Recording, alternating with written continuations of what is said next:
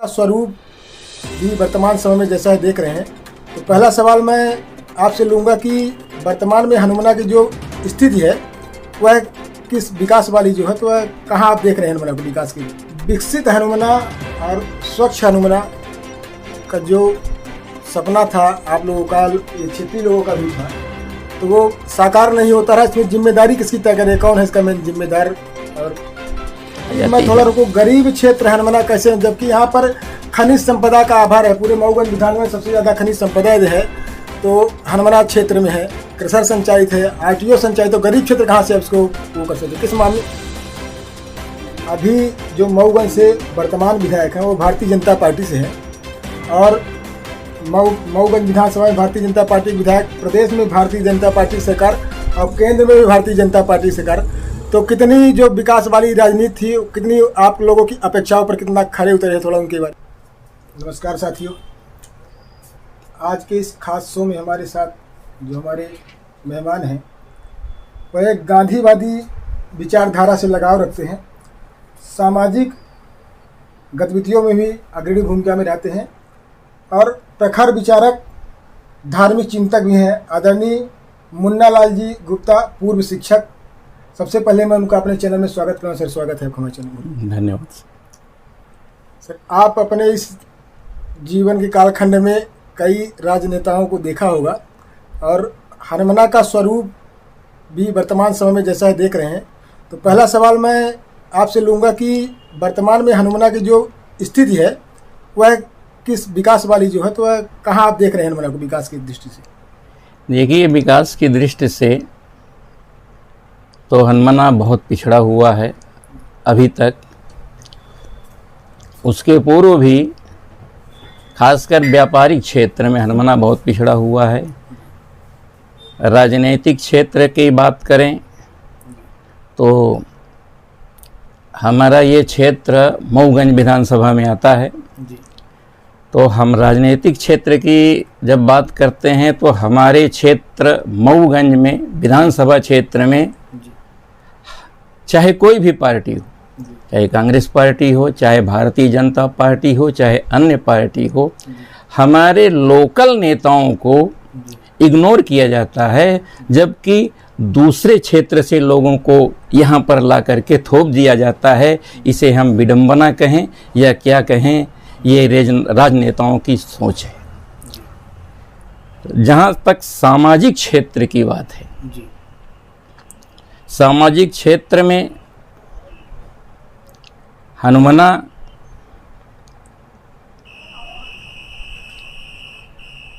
बहुत मायने में मैं कह सकता हूँ कि 70% या 80% मायने में आगे है सामाजिक क्षेत्र में। इस दृष्टि से मैं राजनीतिक दृष्टि से या आर्थिक दृष्टिकोण से मैं हनुमना को पिछड़ा ही मानता हूँ। विकसित हनुमना और स्वच्छ हनुमना का जो सपना था आप लोगों का, ये क्षेत्रीय लोगों का भी था, तो वो साकार नहीं होता रहा। इसमें जिम्मेदारी किसकी तय करे, कौन है इसका मेन जिम्मेदार? और देखिए, जहाँ तक स्वच्छ हनुमना की बात है तो वहाँ पर जिम्मेदारी तो देखिए हर वर्ग की बनती है, हर व्यक्ति की बनती है। हर व्यक्ति को और हर वर्ग को ये सोचना चाहिए कि गंदगी से न जाने कितनी बीमारियां फैलती हैं और गरीब क्षेत्र हनुमना जो है उन बीमारियों के कारण, उन बीमारियों की वजह से जब उनके पास बीमारी आती है तो पैसे की समस्या आ जाती है कि उनके इलाज की समस्या आ जाती है। थोड़ा रुको, गरीब क्षेत्र हनुमना कैसे, जबकि यहाँ पर खनिज संपदा का आभार है। पूरे मऊगंज विधान में सबसे ज़्यादा खनिज संपदा है तो हनुमना क्षेत्र में है। कृषर संचालित है, आरटीओ संचालित, तो गरीब क्षेत्र कहाँ से अब इसको वो कर सकते? किस मामले में? इसलिए जहाँ तक गरीबी की परिभाषा की बात है जी, अगर जिस क्षेत्र में उद्योग नहीं होते उस क्षेत्र को ईमानदारी से कहा जाए तो गरीब ही है। औद्योगिक क्षेत्र का हनुमना में कोई भी औद्योगिक विकास नहीं हुआ है। यहाँ पर मात्र 84 क्षेत्र में हमारे पटिया की खदान थी।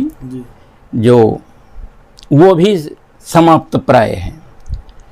औद्योगिक क्षेत्र होने से, उद्योग लगने से मज़दूरों को काम मिलेगा। हमारे यहाँ के मज़दूर बाहर नहीं जाएंगे, इलाहाबाद, मिर्ज़ापुर जहाँ जाते हैं वहाँ नहीं जाएंगे, उनको यहीं पर काम मिलेगा और जो भी उनको आर्थिक लाभ होगा उसका फ़ायदा हनुमाना क्षेत्र को ही होगा।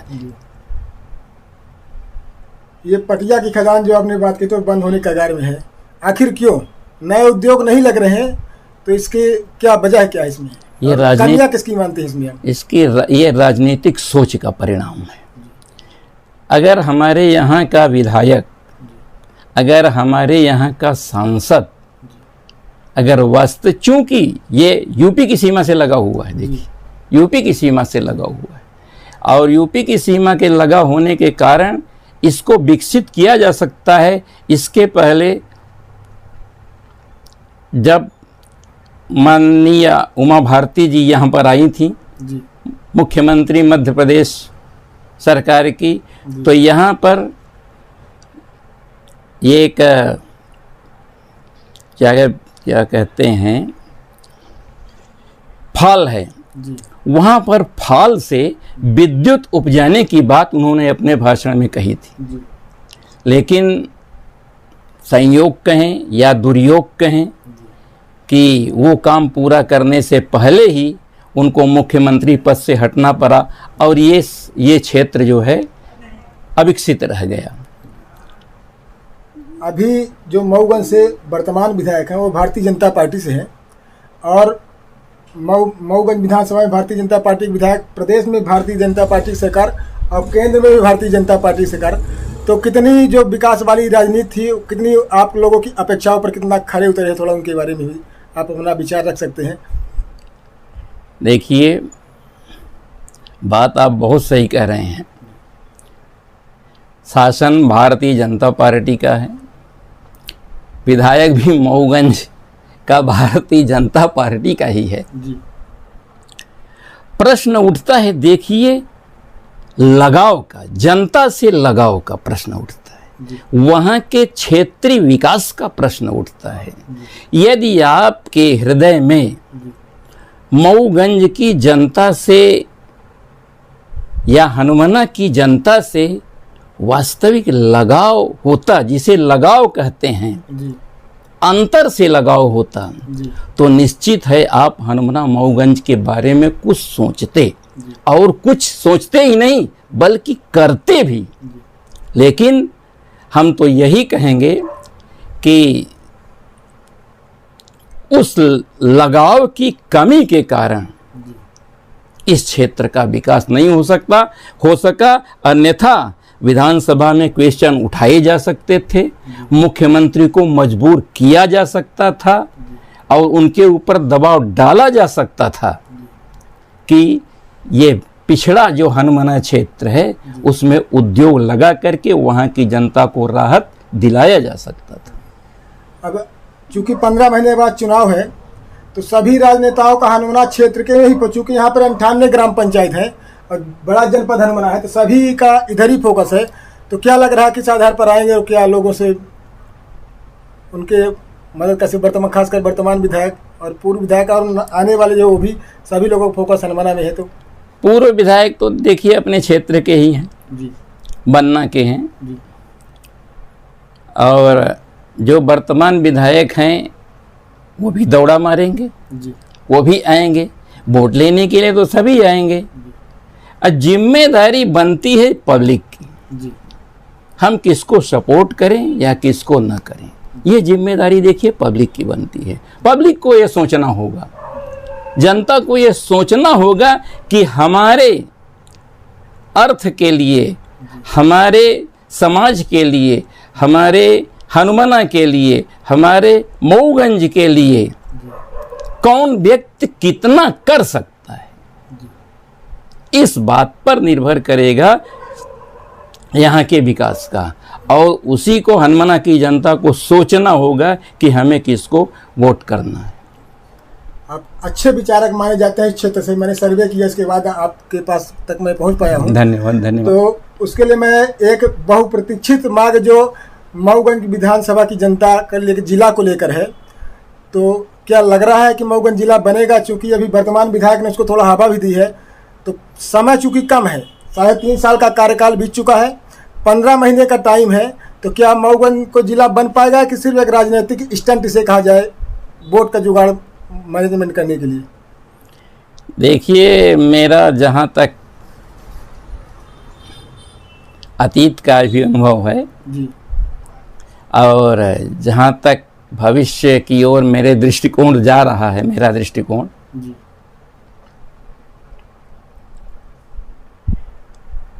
मैं 50% से ज़्यादा, जी, 50% से ज़्यादा मेरा मतलब आप समझ रहे होंगे कि अधिकतम 60 के अंदर जी, मऊगंज जिला बन सकता है। लेकिन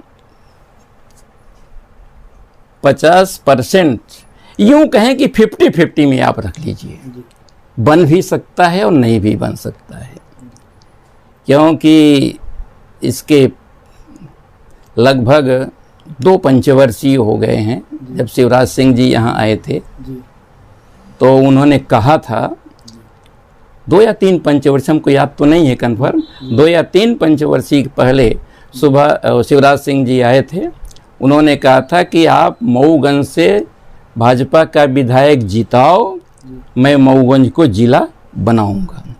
लेकिन दुर्भाग्य कहा जाए इस क्षेत्र का, या दुर्योग कहा जाए, उस समय भारतीय जनता पार्टी का विधायक नहीं जीता। अब तो है, और चूंकि समय कम है, चूंकि 3.5 साल कार्यकाल उन्होंने, मान लीजिए 15 महीने उनकी सरकार नहीं थी, लेकिन 15 महीने के बाद जब वो आए तो 1 महीने के लिए टाइम के लिए बोला, तो अभी तो काफ़ी टाइम निकल गया। अब जो प्रक्रिया होती है, लोगों को ये कहना है कि जो प्रक्रिया होती है तो घोषणा कर सकते हैं, फिर इसके बाद आचार संहिता लग जाएगी, तो मैहर जैसा खेल मऊगंज के भी साथ हो सकता है। तो इस पर आपका क्या कहना है? तो इसीलिए तो हमने कहा कि 50-50% मानिए, इसी पर हम देखें। घोषणा हो जाती है और बाकी उसका जो मूल रूप है वो नहीं मिलता, तो जनता उनके समर्थन में रहेगी। देखिए, हमारा तो अंदाज है घोषणा भी नहीं कर पाएंगे ये जी, हमारा तो बिल्कुल अंदाज ये है कि ये घोषणा कर नहीं पाएंगे। क्यों कि हमारे क्षेत्र का विधायक उनके ऊपर उतना प्रेशर डाल नहीं पा रहा है, जितना डालना चाहिए उतना विधायक प्रेशर डाल नहीं पा रहा है। तो इसीलिए मैंने 50-50% कहा। हो भी सकता है घोषणा, नहीं भी हो सकता। ये क्षेत्र का विधायक, तो लोगों का यह भी मानना है कि जब से राज्य मंत्री बन गए हैं तब से अधिक करीबी हो गए हैं। भाई, मंत्री पद उसी को मिलता है जो करीबी होता है, तो ये दबाव वाली बात कहाँ तक आपकी जायज मानी जाए? देखिए, मंत्री पद देना जी, वो अलग बात है। ये राजनेताओं का की ये नीति है कि किसी को, कोई अगर बिखरा हुआ है, किसी को संतुष्ट करने के लिए एक थोड़ा सा पद दे दो। जी, आपका मानना है कि मतलब जिला 50-50% है, बन भी सकता है? हाँ, बिल्कुल बन भी सकता है और नहीं भी बन सकता। और हमारे चैनल के माध्यम से, चूंकि 15 महीने बाद चुनाव है, तो क्या संदेश देंगे जो हमारे जनप्रतिनिधि जब आगे आएंगे चुनाव में लड़ने के लिए, वर्तमान है, पूर्व है, कुछ नए भी आएंगे, उनको आप क्या मैसेज देंगे? किस क्षेत्र में? विधानसभा के क्षेत्र में? विधानसभा के क्षेत्र, विधानसभा के क्षेत्र, विधानसभा के लिए तो देखिए, मैं संदेश शब्द का आपने इस्तेमाल किया जी, संदेश शब्द मेरे लिए थोड़ा उचित प्रतीत नहीं होता है। मैं संदेश नहीं दे पाऊंगा, संदेश नहीं करूंगा, दे सकता हूं जी, हाँ, अपने विचार जरूर व्यक्त कर सकता हूं। विचार ही व्यक्त करे, कहने का मतलब मेरा वही था। तो विचार है कि जो भी जनप्रतिनिधि आए चुनाव में, अब देखिए, कोई भी जनप्रतिनिधि आता है, चाहे नगर परिषद का चुनाव हो, चाहे विधानसभा का चुनाव हो, चाहे लोकसभा का चुनाव हो, वो एक कांग्रेस आती है तो वचन पत्र लेकर के आती है, भाजपा आती है तो संकल्प पत्र लेकर के आती है। माने हर राजनीतिक दल अपने अपने वादे लेकर के आते हैं। अब वादा पूरा करना न करना ये उनका काम होता है। अब जनता से आपने जो वादा किया है वो अगर पूरा नहीं कर पाएंगे तो निश्चित और निश्चित रूप से अगले चुनाव में आप रिएक्ट हो जाएंगे। लेकिन अगर जनता के वादों पर आप खरा उतरते हो, आप जनता से जो वादा किया है आपने उसको पूरा किया है, नहीं किया है 100%, 90%, 80%, 70% अगर आपने किया है तो निश्चित से जनता आपको सराखों पर लेगी। कहने की कोई बात ही नहीं है। संकल्प पत्र पर आपने एक बात छोड़ी, तो जो वर्तमान विधायक है वो भारतीय, उनका संकल्प पत्र ही आया था, तो पूरे विधानसभा में कुछ भी संकल्प पत्र में जो भी उनका वादे रहे तो उसको हिसाब से कितना मार्क देंगे, कितना उन्होंने सफलता हासिल की? प्रश्न संकल्प पत्र जो है, संकल्प पत्र जो होता है पूरे प्रदेश के लिए होता है। आप समझिए इस बात को, संकल्प पत्र पूरे प्रदेश के लिए होता है। जब राष्ट्रीय स्तर पर चुनाव लड़े जाते हैं तो संकल्प पत्र पूरे देश के लिए होता है। लेकिन वास्तव में चाहिए कि जो प्रदेश का संकल्प कितना पूरा हुआ, ये मैं उनको संकल्प पत्र का 100% में कितने मार्क्स देंगे 100 नंबर से? देखिए, प्रदेश का जो संकल्प पत्र है उसको तो उन्होंने 5 साल पूर्व जो संकल्प किया था उसको तो हमको याद नहीं है, न तो हमने उसको पढ़ा भी था। हाँ, कुछ सुना जरूर था, तो इसमें हम परसेंटेज देने की स्थिति में नहीं है कितना परसेंट। हाँ, ये जो है जरूर क्षेत्र के लिए आप स्वयं अपना संकल्प बनाओ ना जी। क्षेत्र के लिए अगर विधायक हैं आप, इस क्षेत्र के विधायक, संकल्प तो जिला को लेकर था, मूलभूत सुविधाओं को लेकर था। हाँ। तो कहाँ ना कहीं सड़क की व्यवस्था है, बिजली की व्यवस्था आप देख रहे हैं कैसी दुर्दशा है। आप क्षेत्रीय हैं, आप स्वयं उसके भुक्तभोगी होंगे। सड़क, बिजली, पानी कैसी व्यवस्था है हनुमाना में, तो इन सब व्यवस्थाओं को लेकर वो चुनाव पर आए थे, तो आप क्षेत्र ही को वो बताए उसमें कितना मार्क्स देंगे? क्योंकि आप शिक्षक थे और आप हमेशा मार्क्स दिए हैं, तो कितना अंक देंगे उनको इस बार? तो देखिए, एक बात तो है, अगर हम स्वास्थ्य की बात करेंगे तो स्वास्थ्य हमारे यहाँ हनुमाना में, खासकर मऊगंज में अच्छे डॉक्टर हैं। कुछ मानते हैं हमारे, ये मऊगंज वाले अच्छी तरह जानते हैं। हाँ, जानते हैं, वो अधिक अच्छी तरह जानते हैं। हमारे यहाँ के भी लोग हनुमाना छोड़ करके मऊगंज इलाज कराने जाते हैं। लेकिन हनुमाना क्षेत्र में डॉक्टर्स की देखिए कमी है। कमी का मतलब, कमी से मेरा मतलब ये नहीं कि पदों की भर्ती से है जी। कमी से मेरा मतलब कुछ सुविधाओं से है और डॉक्टरों की मानसिकता से है जी। तो ऐसे डॉक्टर आए थे। पुराने ज़माने में हम लोग थे, डॉक्टर जड़िया जैसे डॉक्टर थे जो कि देख करके बता देते थे कि ये आदमी इतने दिन में मर जाएगा, ये आदमी को हम जिंदा कर देंगे। स्वास्थ्य व्यवस्था फेल है, ये समझते हैं। स्वास्थ्य व्यवस्था फेल क्या कहें, फेल तो नहीं कह सकते, लेकिन इसके लिए हम 30% मार्क्स दे रहे हैं स्वास्थ्य व्यवस्था के लिए। रह गई बात शिक्षा व्यवस्था पर चलिए, हनुमाना में चाहिए कन्या महाविद्यालय हो, और कन्या महाविद्यालय की बात भी वर्तमान विधायक ने की थी, तो कितना उसमें शिक्षा व्यवस्था में कितने मार्क्स उन्हें आप देंगे? कन्या महाविद्यालय की बात तो जब उन्होंने की थी और नहीं दिया तो उनका परसेंटेज कहने की कोई ज़रूरत ही नहीं है। लेकिन जो भी विद्यालय हैं यहाँ पर, उसमें एक देखिए, एक कन्या प्राइमरी शाला है, नगण्य सी चल रही है। वहाँ पर केवल विद्यालय है, बस ये स्थिति है। हायर सेकेंडरी हमारी चली गई, कन्या हायर सेकेंडरी। देखिए, थोड़ी सी बात हम ये भी थोड़ा उठाना चाहेंगे। तो हायर सेकेंडरी, कन्या हायर सेकेंडरी 9 से 10th तक के लिए वहाँ पर चली गई है। जो भवन वहाँ पर बना है, नया भवन जनपद के बगल में, अभी हमको बुलाया गया था 15 अगस्त पर, अतिथि के रूप में बुलाया गया था। प्राचार्य महोदय ने मुझसे कहा कि मास्टर साहब छत चू रही है। हमने कहा चलो दिखाओ यार, कहा कि अब इसके बाद ख़त्म हो जाएगी, चलिए आपको दिखाते हैं। तो फिर समय तो नहीं मिला, लेकिन चूंकि मुझे अन्य कार्यक्रम में आना था यहाँ पर 15 अगस्त से स्वतंत्रता दिवस के अवसर पर, तो उन्होंने कहा कि छत जो है, नई बिल्डिंग की छत चूने लगे, ये विडंबना नहीं तो और क्या है। ये विकास की परिभाषा में आ रहा है, समझ रहे हैं यार। नई बिल्डिंग, 12 करोड़ की बिल्डिंग और उसकी छत चू रही है, साल भर नहीं हुए। ये इसी आप परिभाषा विकास की मान लीजिए। और दूसरी बात स्वास्थ्य की बात, स्वास्थ्य की तो हो चुकी, रह गई सफाई की बात। सफाई की बात हमारे नगर पालिका ने जरूर प्रयास किया है, नगर पालिका के अधिकारियों ने सफाई के लिए भरपूर प्रयास किया है, लेकिन जब तक जनता नहीं जागरूक होगी तब तक हनमना की जैसी व्यवस्था है, अव्यवस्था है, व्यवस्था कहिए या अव्यवस्था कहिए, जैसी व्यवस्था है वैसी चलती रहेगी। हनमना के नागरिकों को जागरूक होना पड़ेगा इस मामले में। अब सिर्फ एक ही सवाल, चूंकि 15 महीने बाद चुनाव है, वर्तमान विधायक जी के कार्य में जो भी क्षेत्रीय मुद्दे हैं वो उसमें आप कितना अंक देंगे? सिर्फ एक ही सवाल, क्योंकि आप शिक्षक थे, आप शिक्षक के होने के नाते उनको आप कितना मार्क्स देंगे क्षेत्रीय मुद्दों, क्षेत्रीय व्यवस्थाओं को लेकर? 50%। 50%। थैंक यू, आपका धन्यवाद, आपने अपनी बात को प्रमुखता से रखा। धन्यवाद।